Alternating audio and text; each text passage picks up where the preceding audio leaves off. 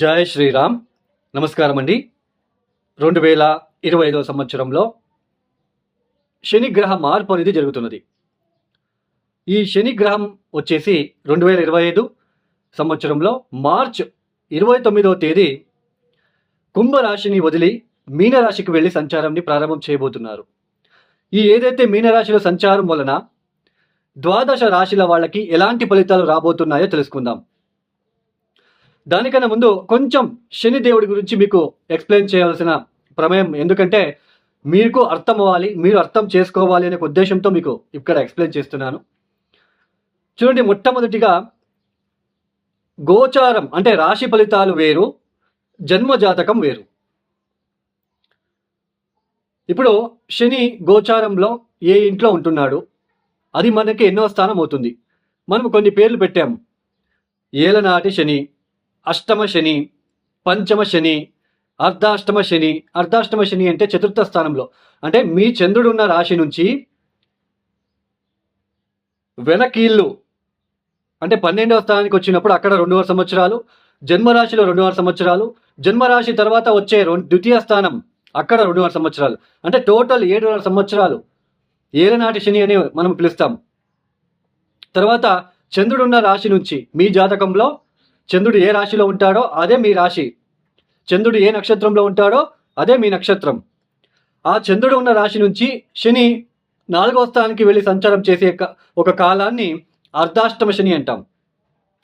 చంద్రుడు ఉన్న రాశి నుంచి శని పంచమానికి వెళ్ళినప్పుడు దాన్ని పంచమ శని అంటాం. చంద్రుడు ఉన్న రాశి నుంచి అష్టమానికి వెళ్ళినప్పుడు దాన్ని అష్టమ స్థానం అని అంటాం, అష్టమ శని అంటాం. ఇలా కొన్ని రకరకాలుగా పేర్లతో మనం పిలుచుకుంటూ ఆ శని ఇచ్చే ఇబ్బందులు, అది కర్మానుసారంగా మనకి అది మంచి ఫలితాలా చెడు ఫలితాలు అనేది మన జాతకం ద్వారా కూడా మనం తెలుసుకోవచ్చు. ముఖ్యంగా శని మీ జన్మ జాతకంలో ఎలాంటి పరిస్థితిలో ఉన్నాడో తెలుసుకోండి. శని అంటే ఏంటి? సమాజము, పబ్లిక్.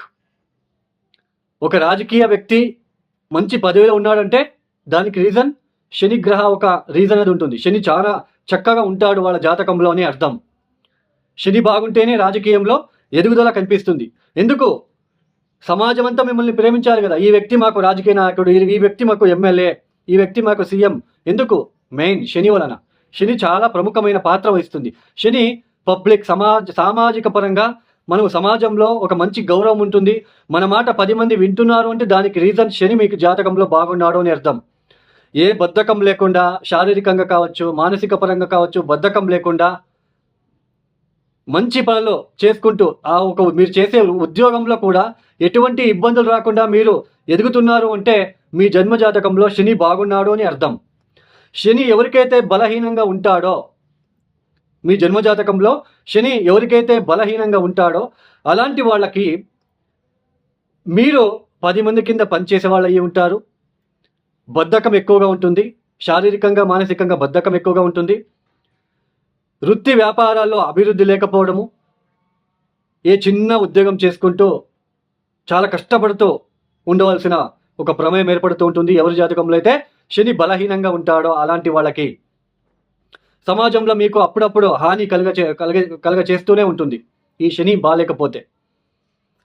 సో మీ జన్మజాతకంలో శని ఎక్కడున్నాడో దాన్ని చూసుకోండి ఒకసారి. శని ఒకవేళ మీకు బాగుంటే మీకు అంత పెద్దగా ఇబ్బందులు ఉండవు. ఇప్పుడు జన్మ శని, అష్టమ శని, పంచమ శని, చతుర్థ అంటే అర్ధాష్టమ శని అని పిలుస్తున్నాం కదా. ఇక్కడ అష్టకవర్గ బిందువులు చాలా ఇంపార్టెంట్. ఇప్పుడు ఒక వ్యక్తికి శని మహాదశ ప్రారంభమైంది, ఆ వ్యక్తి జాతకంలో శని మంచి స్థానంలో ఉన్నాడు, ఓకే. శని అష్టకవర్గ బిందువులు కూడా మంచి పొజిషన్లో ఉన్నాడు. సో శని మహాదశ ప్రారంభమైంది, చాలా చక్కగా ఉంటుంది, చాలా బాగా మంచి ఫలితాలు వస్తూ ఉంటాయి. చాలా మంచి సామాజిక పరంగా కావచ్చు, ఉద్యోగ పరంగా కావచ్చు, అన్ని రకాలుగా చాలా అద్భుతంగా ఉంటుంది. ఇప్పుడు గోచారంలో చూసుకోండి, శని ఎక్కడ ఉన్నాడు? శని మహాదశ జరుగుతుంది, బాగుంది, ఓకే. గోచారంలో గనక జన్మ శనినో లేదా ఏలనాటి శనినో లేదా పంచమ శనినో లేదా అష్టమ శనినో నడుస్తుందా అది కూడా చూసుకోండి. అక్కడ అష్టకవర్గ బిందువులు ఎన్ని ఇచ్చారో చూసుకోండి. అక్కడ కనుక 0, 1, 2 బిందువులు ఇచ్చి మీకు శని మహాదశ జరుగుతూ ఉంటే కొంచెం ఇబ్బందులు తలెత్తే సూచనలు ఉంటాయి. కొంచెం కామా వేస్తాడు. శని అంటే రిస్ట్రిక్షన్ ప్లానెట్. ఎవరికైతే ఈ ఏళ్ళనాటి శని, ఈ చతుర్థ శని, పంచమ శని, జన్మ శని, అష్టమ శని జరుగుతూ ఉండి చంద్ర మహాదశ కనుక జరుగుతూ ఉంటే, లేదా కేతు మహాదశ జరుగుతూ ఉంటే, లేదా శని మహాదశ జరుగుతూ ఉంటే అష్టాకర్క బిందులు చూసుకోవాలి. అలాంటి వాళ్ళకి కొంచెం కష్టంగా ఉంటుంది, బాగా గుర్తుపెట్టుకోండి. సో మీకు ఇవన్నీ అర్థమవ్వాలని చెప్తున్నాను. అష్టకర్క బిందులు చాలా ఇంపార్టెంట్, దశ చాలా ఇంపార్టెంట్. అప్పుడే మనకి ఏళ్ళనాటి శని ఇబ్బంది పెడుతుందా, లేదా అష్టమ శని ఇబ్బంది పెడుతుందా, లేదా పంచమ శని ఇబ్బంది పెడుతుందా అని తెలుసుకోవచ్చు. తర్వాత శని ఒక రాశికి అంటే ఒక ఇంటికి వచ్చినప్పుడు ఒకలాగా ఫలితాలు ఇస్తాడు. ఇప్పుడు పంచమానికి వచ్చినప్పుడు పంచమ శని అంటాం కదా, దాన్ని పంచమ శని అన్నప్పుడు పంచమ స్థానానికి వచ్చినప్పుడు, పంచమ స్థానం అంటే ఏంటి? సంతానము, బుద్ధిశక్తి, మన ఆలోచన విధానం ఎలా ఉంది, మన బుద్ధి కౌశలం ఎలా ఉంది, మన స్కిల్స్ ఎలా ఉంది. తర్వాత మనము ఇతరుల మీద జలసిగా ఫీల్ అవుతున్నామా లేదా, మనకి ఒక గుర్తింపు, రికగ్నైజేషన్ అంటాం, దాన్ని కూడా పంచమ స్థానం మీద చూసుకోవాలి మనము. సో ఇలా పంచమ స్థానానికి వచ్చినప్పుడు శని అంటే కర్మకారకుడు. మన ఆలోచన విధానం ఎలా మారుతుంది అంటే, ఎందుకు నేను కష్టపడాలి, ఎంత కష్టపడినా 20,000 సంపాదిస్తలేను, షార్ట్కట్లో వెళ్దాం, బెట్టింగ్లు, జూజాడము, అలాంటి ఆలోచన ఇస్తాడు. మీ ఆ సమయంలో మీకు దశాభుక్తి కనుక బాగా జరుగుతూ ఉంటే, ఇది రాంగు, మళ్ళీ డబ్బులు పోతే ఎందుకు లెబ్బా మనకి అనే మీరు కొంచెం సైడ్ అయిపోతారు. అదే కనుక దశాభుక్తి బాగాలేదు, పంచమశని వచ్చినప్పుడు మీరు బెట్టింగ్లు ఆడడము, ఇన్వెస్ట్మెంట్ చేయడము, లేదా ఉద్యోగం ఇప్పిస్తానని ఎవరో చెప్పగానే ఎవరికో తెలియని వ్యక్తికి ఒక 5 lakhs 3 lakhs ఇవ్వడము, అక్కడ డబ్బులు నష్టపోవడము, ఇన్వెస్ట్మెంట్, షేర్ మార్కెట్లో ఇన్వెస్ట్మెంట్ చేయడము, డబ్బులు లాస్ అవ్వడము, ఇలాంటివి పంచమ శని. అర్ధాష్టమ శని అంటే మానసిక పరంగా ఇబ్బంది పెడతాడు. అప్పుడు పంచమ శని వచ్చినప్పుడు ఒకలాగా, చతుర్థ శని వచ్చినప్పుడు ఒకలాగా, జన్మశని వచ్చినప్పుడు అవమానాలు, అపవాదాలు, ఆరోగ్యపరమైన ఇబ్బందులు, ఇలా ఇంటికి వచ్చినప్పుడు, ఒక్కొక్క స్థానానికి వచ్చినప్పుడు ఒక్కొక్కలాగా ఫలితాలు ఇస్తాడు. తర్వాత అష్టకర్క బిందులు ఎన్ని ఇచ్చాడు, ఇప్పుడు మీనరాశికి వెళ్తున్నాడు, మీ జన్మజాతకంలో చూసుకోండి, మీనరాశిలో ఎన్ని బిందువులు ఇచ్చాడు. తర్వాత ఈ జన్మశని, అష్టమ శని, పంచమ శని జరిగేటప్పుడు ఎగైన్ శనిదేవుడికే పూజలు చేసుకోవడము, నీల రంగు జంప్స్టోన్ వేసుకోవడము, నల్ల వస్తువులు తొడుక్కోండి అని చెప్తుంటారు కొంతమంది. అది ఎందుకు చెప్తారో నాకే అర్థం కాదు. ఇంతవరకు నాకు అసలు జ్యోతిషానికి వీళ్ళకి సంబంధం ఉందా లేదా అని ఒక్కొక్కసారి అనిపిస్తూ ఉంటుంది. మీకు శని నుంచి ఇబ్బంది వచ్చినప్పుడు, జన్మశని, ఏళ్ళనాటి శని, అర్ధాష్టమ శని, పంచమ శని, అష్టమ శని వచ్చినప్పుడు శని నుంచి ఎవరు మిమ్మల్ని రక్షిస్తాడో అతని దగ్గరికి వెళ్ళాలి, కాలభైరవేశ్వర ఆరాధన చేసుకోవాలి. ఇది బాగా గుర్తుపెట్టుకోండి.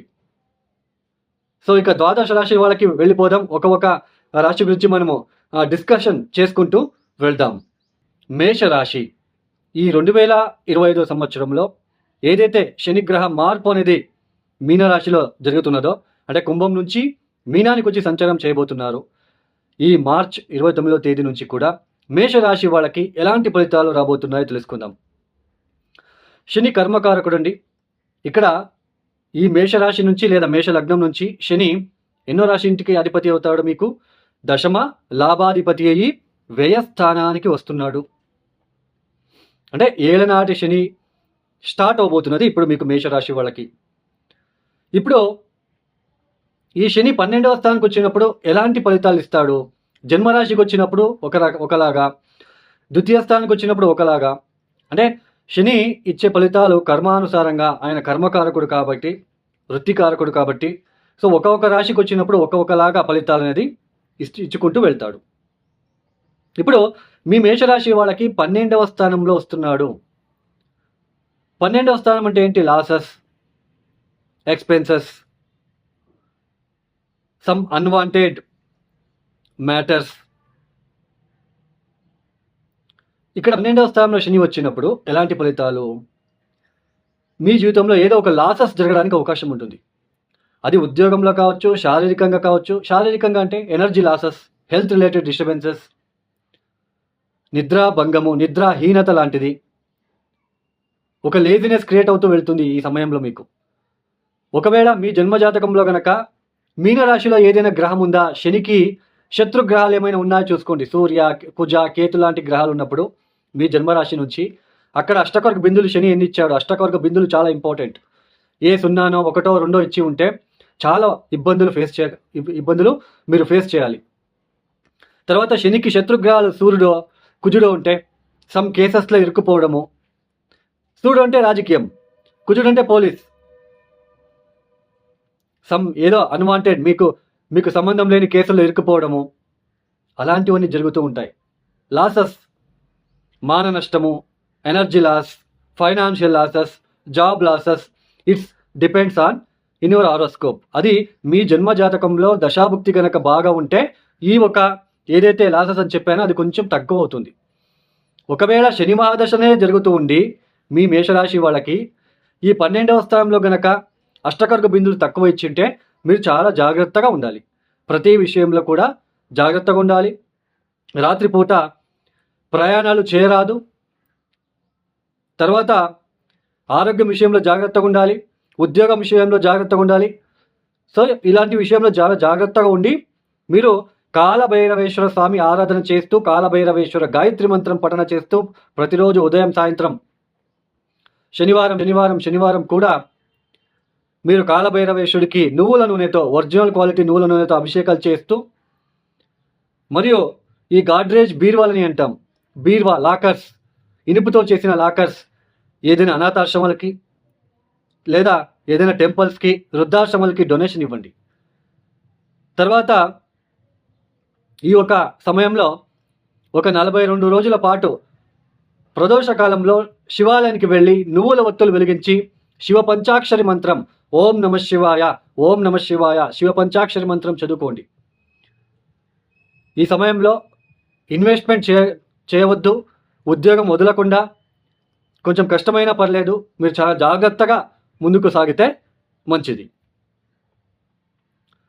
సో అష్టకర్గ బిందులు చూసుకోండి, చెప్పిన పరిహారాలు చేసుకోండి. తర్వాత మీ దశాభుక్తి చూసుకోండి. 12వ స్థానంలో మీ జన్మరాశి నుండి మీనరాశిలో ఏదైనా శని గ్రహానికి శత్రుగ్రహాలు ఉన్నాయో చూసుకోండి. అప్పుడు మీకు కొద్దిగా ఈజీగా అర్థమవుతుంది. ఈ ఒక వీడియో మీకు నచ్చితే లైక్ చేయండి, షేర్ చేయండి, సబ్స్క్రైబ్ చేసుకోండి. సర్వే జనో సుఖినో భవంతు. ధన్యవాదములు. జై శ్రీరామ్.